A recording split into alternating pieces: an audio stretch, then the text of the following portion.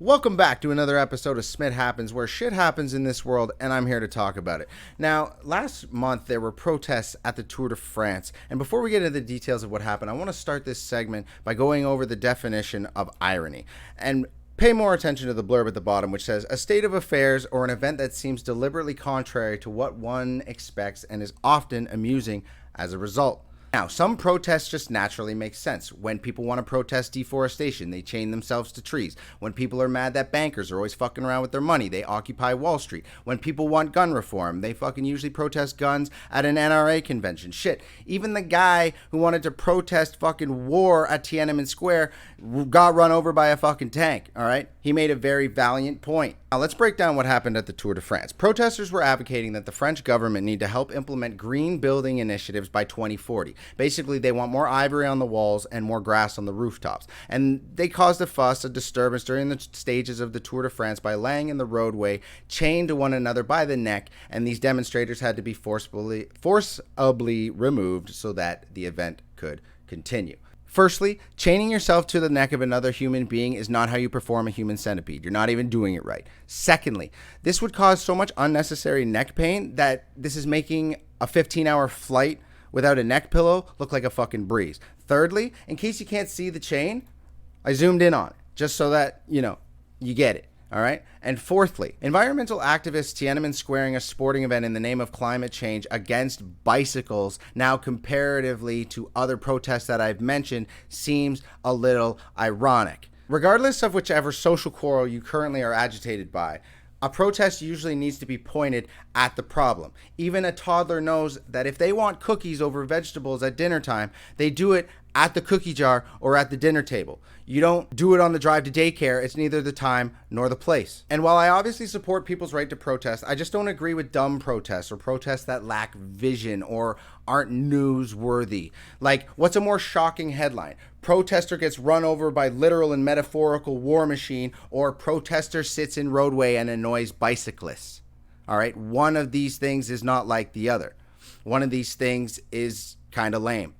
So after looking at quick details of the situation and why I find this so funny, because France is an extremely environmentally conscious country. They rank 5th in terms of environmental activism. They have perfect scores for water and pollution, and they rank 4th in terms of climate change. And apparently, this type of lack of climate change awareness or lack of a green thumb is enough to disrupt an international sporting event. The citizens of France, are you guys like not on like a first name basis with your government? Like, yeah, we want more fucking recycling bins and shit. And they're like, yes, no problem, guys, we'll give that to you right away. Like, is that not where it's at? I feel like this is the equivalent of like me as a Canadian protesting that we need to come up with more hockey players. France's environmental standards are exactly like Canada's ability to spit out top tier hockey players.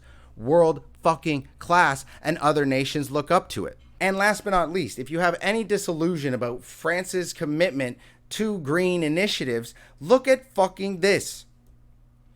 It's called the fucking Paris Agreement, guys. We get it. You're green, your fucking name is in it, okay?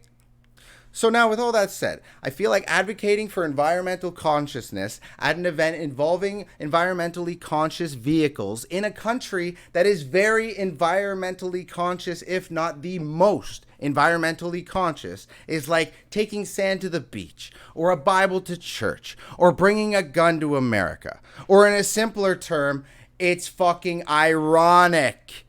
You wouldn't see people chaining themselves up to solar panels, or the equally ridiculous but way more hilarious chaining themselves to whales to save the whales. It'd be like protesting obesity in front of a Weight Watchers building. Like, guys, they get it. And I don't want to come off as insensitive. I understand that climate change is a problem. If you want to talk about environmental problems, I'm all for it. How about global warming, CO2 emissions, humanity's overdependence on fossil fuels, diminishing ice caps, endangered species, higher frequency and intensity of weather events, droughts, floods, soil, air, and water pollution, plastics in the dump, plastics in the ocean, plastic in our food. Shit, there's plastics in our boobs. Shit, there is so much plastic everywhere, it's in our bodies, either unintentionally or, And in Canada, we have these. Unironically, just another squishy bag full of milk. But guess what, Jacques? You can't have our bag's milk. This is one form of plastic pollution we're not willing to give up. We're not getting rid of our milk bags, literal or boobular. I think my main point is this, and I do have one, I think, and it's that protests need focus to be effective. It's the difference between this and this. Say, for example, you wanted to protest things like fossil fuel consumption or air pollution from CO2 emissions or people's dependency on cars. You could effectively get 3 birds stoned at once and protest at a NASCAR event or F1. An event involving gas guzzling CO2 emitters that go vroom vroom real fast. Events where watching the cars race around is only secondary to hoping some of them crash.